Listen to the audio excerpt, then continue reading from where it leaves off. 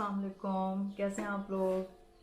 अच्छा, ये आपका मैं फिजियोलॉजी का लेक्चर जो हमने हीमोस्टेसिस कंप्लीट कर लिया था, यानी प्राइमरी हीमोस्टेसिस और सेकेंडरी हीमोस्टेसिस। लास्ट टाइम मैंने आपको कराया था इंट्रिंसिक और एक्सट्रिंसिक पाथवे और क्लॉट बन गया था। ठीक है, अब क्लॉट जब बन जाता है तो वो सिस्टम वेस्कुलर सिस्टम में तो नहीं पड़ा रहना चाहिए ना उस क्लॉट को, वो तो फिर ब्लॉक कर देगा सर्कुलेशन को, तो उस क्लॉट को वहाँ से हट जाना चाहिए। ठीक है, ताकि हीलिंग प्रोसेस पूरा कंप्लीट हो जाए।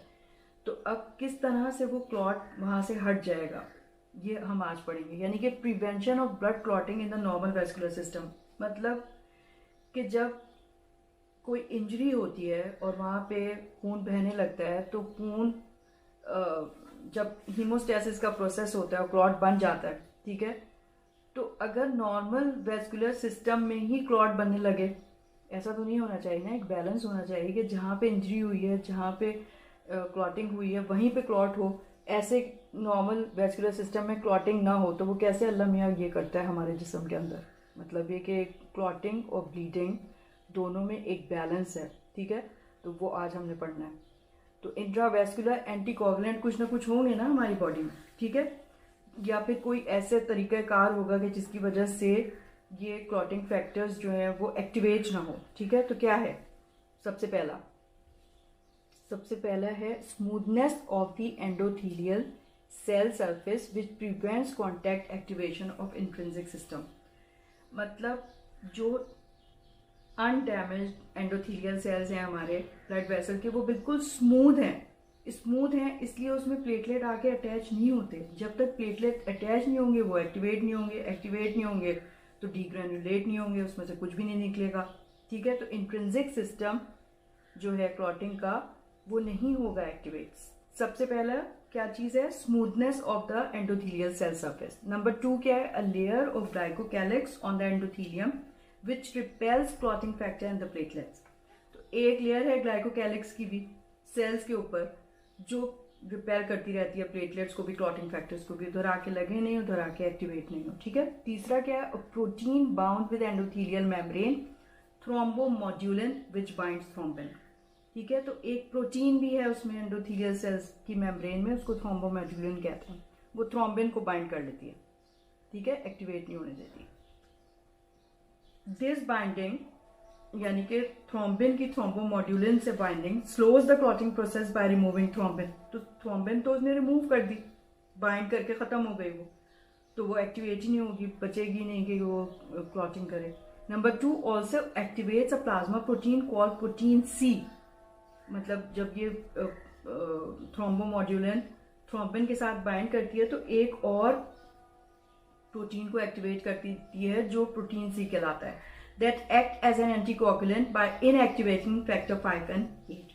तो जो प्रोटीन सी है वो एंटीकोगुलेंट है और वो फैक्टर 5 और 8 को इनहिबिट कर देता है। ठीक है, when the endothelial wall is damaged, its smoothness and its glycocalyx thrombomodulin layer are lost, which activates both factor 12 and platelets, thus setting the intrinsic pathway of clotting। सही है ना। तो जब डैमेज होगा तो एंडोथेलियल सेल डैमेज हो गए तो रफ हो गए, ठीक है, इट्स स्मूथनेस लॉस हो गई, उसके ऊपर जो ग्लाइकोकैलिक्स था वो लॉस हो गया, तो थ्रोम्बोमोड्यूलिन भी लॉस हो गया, वो कहाँ थ्रोम्बिन को अपने साइड बाइंड करेगा। तो इस तरह से एक्टिवेशन हो जाती है। तो ये 3 चीज़ें आपको हमेशा याद रखनी है।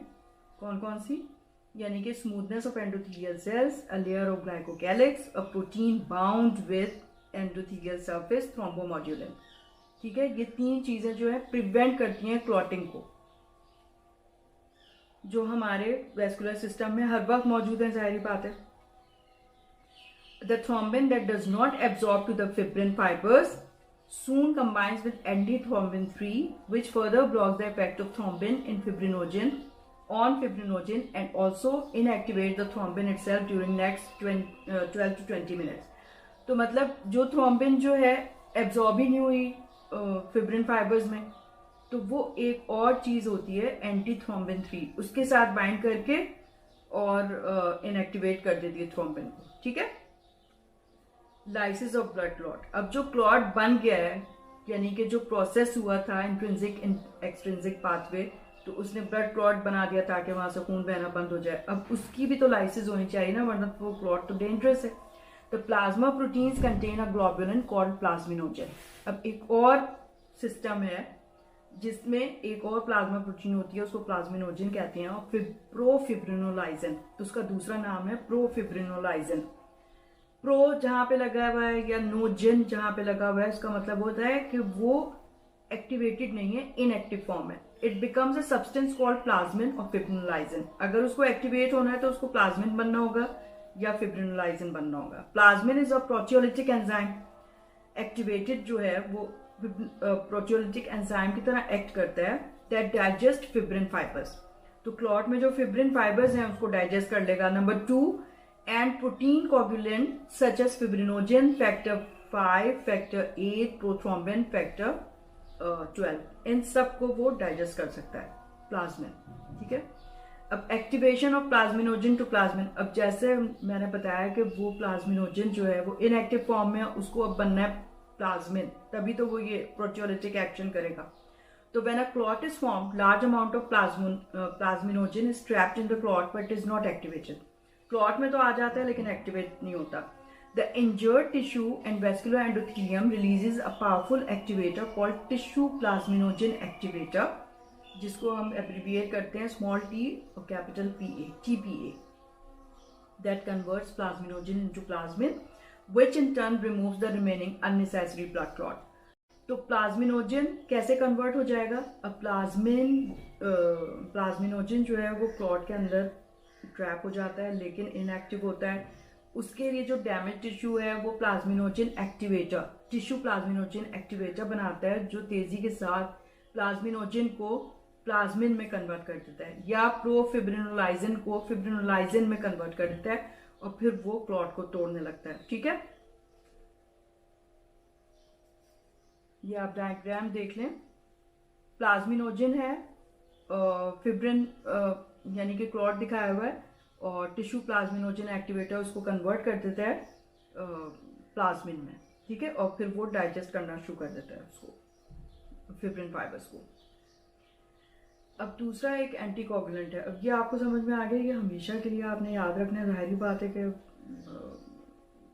सारी जिंदगी आपने ये ह्यूमन बॉडी को ही डील करना है, पेशेंट्स को, तो आपको तो ये सारी चीज़ें बहुत अच्छे से आनी चाहिए।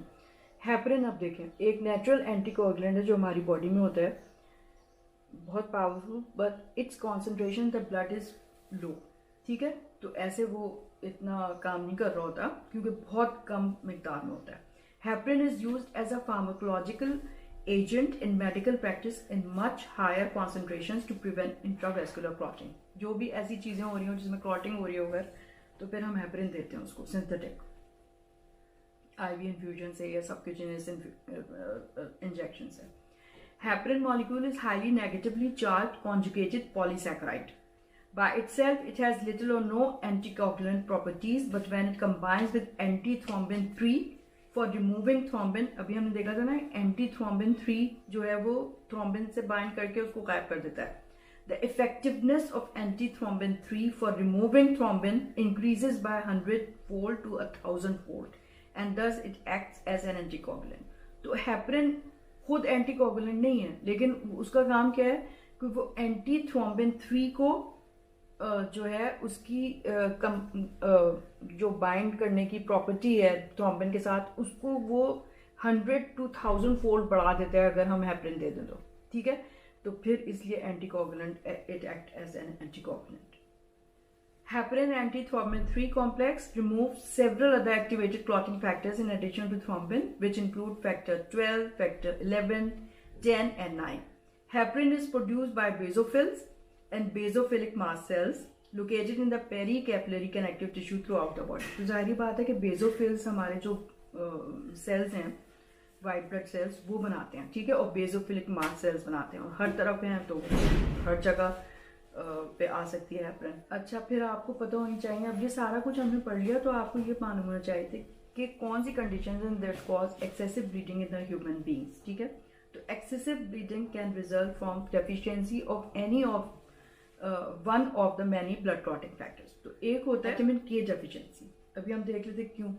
क्योंकि बहुत सारे जो फैक्टर्स हैं जो लिवर में बन रहे हैं उनको बनाने में विटामिन के की ज़रूरत होती है। अगर विटामिन के कम हो, नहीं हो, तो वो क्लॉटिंग फैक्टर्स नहीं बनेंगे, तो फिर ब्लीडिंग होने लगेगी, क्लॉटिंग नहीं होगी। हीमोफीलिया अभी कोगुलेशन डिसऑर्डर है, ठीक है।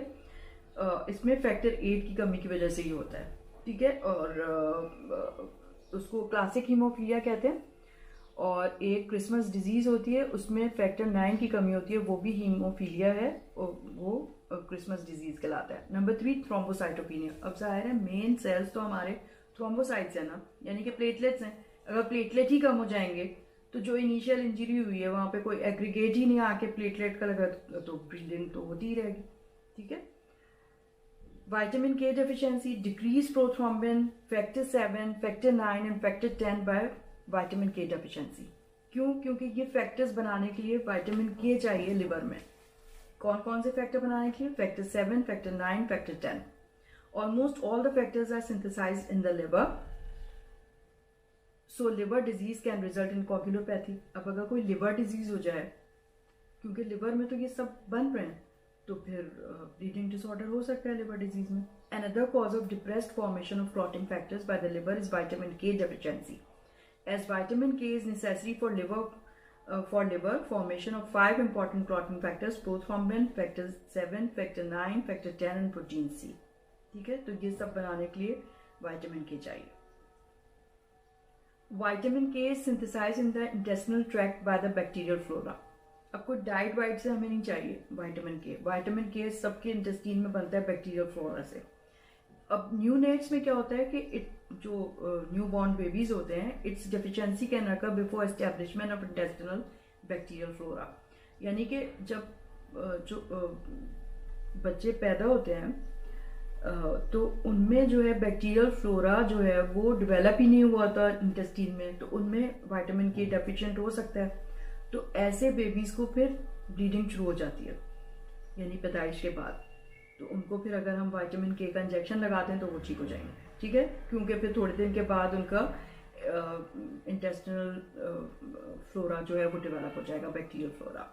Vitamin K is fat soluble, so its deficiency can occur as a result of poor absorption of fats from GIT, यानी गैस्ट्रोइंटेस्टिनल ट्रैक्ट। अब क्या है कि फैट सॉल्यूबल विटामिन है विटामिन के, तो अगर डेफिशिएंसी हो जाए, इसकी डेफिशिएंसी कैसे होगी? अगर फैट्स नहीं एब्जॉर्ब ही नहीं हो रहे फैट्स, तो कहाँ से विटामिन के एब्जॉर्ब होगा? अगर जीआईटी में कोई प्रॉब्लम हो गया और वहां से फैट ही नहीं एब्जॉर्ब हो रहा, तो भी ब्लीडिंग हो सकती है ना। One of the most prevalent cause of vitamin K deficiency is failure of liver to secrete bile as a result of obstruction of the bile ducts और due to the liver disease. अब आप letter जब वो पढ़ेंगे ना gastrointestinal tract, तो उसमें आप देखेंगे कि फैट मतलब बाइल के थ्रू जो है ना फैटी एसिड्स और फैट एब्जॉर्ब होते हैं। तो अगर कोई लिवर में ऑब्स्ट्रक्शन हो जाए कि बाइल ही नहीं आ रहा, तो फिर विटामिन के भी एब्जॉर्ब नहीं होगा, और जो है वो ऑब्स्ट्रक्शन की वजह से लिवर डिजीज जो भी है उसकी वजह से ब्लीडिंग हो सकती है, ठीक है। अब दूसरी चीज एक और अभी इस वक्त आप समझ लें कि थ्रोम्बस क्या होता है और एम्बुलस क्या होता है। थ्रोम्बस जो है सिंगुलर है और इसकी प्लूरल होती है थ्रोम्बाई। इसी तरह एम्बुलस भी सिंगुलर है, इसकी प्लूरल है एम्बोलाई, ठीक है। An abnormal clot that develops in the blood vessel it is called as thrombus. तो मतलब अगर हमारे सिस्टम के अंदर वेस्कुलर सिस्टम में कोई क्लॉट बन जाए उसको हम कहते हैं थ्रोम्बस, ठीक है। Once a clot has developed, continued flow of blood past the clot is likely to break it away from its attachment and causes the clot to flow with the blood. Such freely flowing clots are known as emboli. अब क्या होता है, clot जो है वो vessel wall में develop हो सकता है, उसकी लाइनिंग में। जैसे आपने सुना होगा कोलेस्ट्रॉल ज्यादा होता है, प्लेग बन जाते हैं, ठीक है, तो वो तो अटैच होते हैं। थ्रोम्बस जो है वो अटैच होता है वेस्कुलर लाइनिंग से, लेकिन ब्लड की जो टर्बुलेंस है तो वो उसको डिटैच भी कर सकती है उस अटैचमेंट से। अगर वो डिटैच हो गया तो वेसल में फ्रीली मूव होने लगेगा, तो उस फ्रीली मूवेबल थ्रोम्बस को हम फिर कहते हैं एम्बुलस। अब अगर थ्रोम्बस एक बड़ी वेसल में बन रहा है, ठीक है, वो आहिस्ता आहिस्ता बनता है, डिकेड्स में उसकी डेवलपमेंट होती रहती है, तो वो अगर इतनी चौड़ी वेसल है तो वो तो उसको ब्लॉक नहीं करेगा, और थोड़ा सा भी ब्लड अगर गुजर रहा है तो पेशेंट को तो कुछ नहीं होगा, ठीक है। लेकिन बहुत दिन के बाद अगर वो इतना बड़ा हो गया कि वो उसको ब्लॉक ही कर दे बिल्कुल, और अगर जो है वो ब्लॉकेज हमारे हार्ट की आर्टरीज में हो, जिनको हम कहते हैं कॉर्नरी आर्टरी, तो फिर क्या होगा, हार्ट में नहीं पहुंचेगा तो हार्ट अटैक हो जाएगा, ठीक है। और अगर थोड़ी देर के लिए नहीं पहुंचा तो चेस्ट पेन होगा, जिसे हम अंजाइना कहते हैं, फिर रिवर्स हो जाएगा, ठीक है। लेकिन ब्लड की टर्बुलेंस की वजह से वो टूट भी सकता है। तो अगर मोटी वेसल है यानी कि चौड़ी वेसल है, उसमें उसने ब्लॉक नहीं किया हुआ, लेकिन वो जब वहां से डिटैच हो गया यानी कि एम्बुलेंस बन गया, तो फिर तो वो सर्कुलेशन में फ्रीली मूव करेगा और वो किसी भी छोटी वेसल में जाके फंस जाएगा, यानी कि हमारी लंग्स की वेसल पल्मोनरी, वहां पे जाके फंस जाएगा, तो वो तो फेटल है बिल्कुल। या फिर वो ब्रेन की सर्कुलेशन में चला जाएगा, इतनी बारीक बारीक सी हैं हमारी इंट्राक्रेनियल वेसल्स, उनको ब्लॉक कर देगा तो स्ट्रोक हो जाएगा, पैरालिसिस हो जाएगी, व्हाटएवर, ठीक है। तो इतने खतरनाक होते हैं ये। एंटीकोगुलेंट्स फॉर क्लिनिकल प्रैक्टिस क्या है? हेपरिन होता है जो हम इंट्राविनसली भी दे सकते हैं, और जो है वो सबक्यूटिनियसली दे सकते हैं, और दूसरे ओरल भी एक मेडिसिन होती है जिसे हम कहते हैं वॉरफेरिन। तो वॉरफेरिन कैसे काम करती है? बाय कंपीटिंग विद विटामिन के for reactive sites and prevent the formation of prothrombin and other factors, ठीक है। तो वॉरफेरिन जो है विटामिन के को इनहिबिट कर देती है, और फिर जो फॉर्मेशन हो रही है प्रोथ्रोम्बिन की वो नहीं हो पाती, तो इसलिए ये एक्ट करती है एज एन एंटीकोगुलेंट। अब समझ में आ गया ये सब, तो कितना इंपॉर्टेंट है, हर वक्त आपको आना चाहिए बहुत अच्छे से, ठीक है। तो हमने अब हीमोस्टैसिस हमारा पूरा कंप्लीट हो गया, यानी फिब्रिन। अच्छा, एक और चीज मैं आपको बताऊं कि जो जैसे मैंने बताया कि हार्ट अटैक हो सकता है ना, अगर कॉर्नरी आर्टरीज वो वेसल्स हैं जो हार्ट में जा रही हैं, अगर उनमें थ्रोम्बस डेवलप हो गया है तो जाहिर बात है कि ब्लॉक हो जाएगा, हमारा हार्ट के मसल्स में ही नहीं जाएगा ब्लड, तो उसको हम कहते हैं मायोकार्डियल इंफार्क्शन। इंफार्क्शन का मतलब होता है कि डेड हो गया टिश्यू आगे जहां पे ब्लड नहीं गया, और उसको उर्दू में हम कहते हैं दिल का दौरा, हार्ट अटैक, ठीक है। तो नहीं, जब अगर किसी के चेस्ट पेन हो फौरन उसको इमरजेंसी में लेके जाना चाहिए, और इमरजेंसी भी कौन सी, यानी कि कार्डियोवैस्कुलर जाएं आप, या तो फिर तब्बा जाएं, या फिर कहीं जहाँ पे हार्ट का ये सब हो सके, तो वहां पे फिर क्या देते हैं, अगर हार्ट अटैक आ रहा है, ईसीजी में हार्ट अटैक कंफर्म हो गया, तो हम टिश्यू प्लाज्मिनोजन एक्टिवेटर जो एक दवा की शक्ल में मिलता है ना, वो देते हैं, थ्रोम्बोकाइनेज, स्ट्रेप्टोकाइनेज, ताकि वो जो थ्रोम्बस है उसको तोड़ दे, ठीक है। तो हार्ट अटैक का ये ट्रीटमेंट होता है। तो टिश्यू प्लाज्मिनोजन एक्टिवेटर क्या करता है? प्लाज्मिनोजन को प्लाज्मिन में कन्वर्ट करता है, ताकि वो जो फिब्रिन फाइबर्स है ना उनको वो तोड़ने लगे, ठीक है, इनहिबिट कर दे सारे क्लॉटिंग फैक्टर्स को, तो वो टूट जाएगा, यानी कि फिब्रिनोलाइजन बन जाए, और फिब्रिनोलाइजन जो है वो फिर सारे क्लॉट के जो फिब्रिन फाइबर्स है ना उनको तोड़ दे, तो वो ब्लड फ्लो नॉर्मल हो जाएगा। तो ये होता है हार्ट अटैक की ट्रीटमेंट। इसमें आपको टिश्यू प्लाज्मिनोजन एक्टिवेटर सिंथेटिक देना होता है, ठीक है। समझ में आया? Okay, thank you so much. खुदा हाफिज़। ज़रूर मुझे कमेंट कीजिएगा और मेरे चैनल को सब्सक्राइब भी कर लें। Thank you. खुदा हाफिज़।